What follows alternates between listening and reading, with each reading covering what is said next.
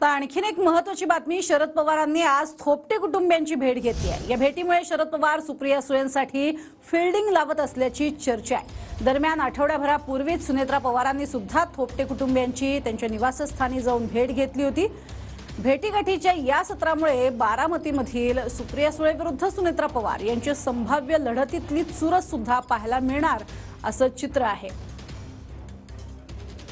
एकीकडे गेल्या वर्षभरात आपण जर बघितलं तर थोपटे कुटुंबीय आणि सुप्रिया सुळे यांच्या भेटीगाठी या कधीच पाहायला मिळाल्या नव्हत्या, मात्र आता अशात या भेटीगाठी वाढलेल्या पाहायला मिळतात। त्यातच स्वतः शरद पवार यांनी सुद्धा थोपटे कुटुंबियांची भेट घेतली। आज मी या व्यासपीठावरनं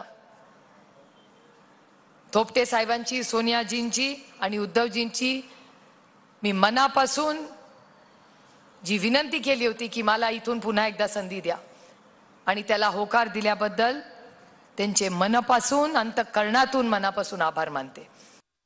ताईंच्या बरोबरचे जे लोक होते ते म्हणतात की आम्ही विकासासाठी इतर दुसऱ्या ठिकाणी गेलो।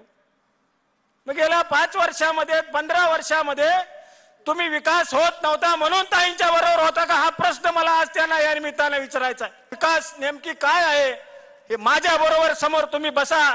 या तालुक्याचा विकास कशा पद्धतीने 15 वर्षात झाला हे मी तुम्हाला त्या ठिकाणी सांगायला तयार आहे। प्रत्येक गावामध्ये पाण्याच्या योजना असतील, प्रत्येक गावाला जोडणारे रस्ते असतील, वेगवेगळी विकास कामे असतील, ताई असतील, त्यांच्या काळात असेल, आमच्या काळामध्ये या ठिकाणी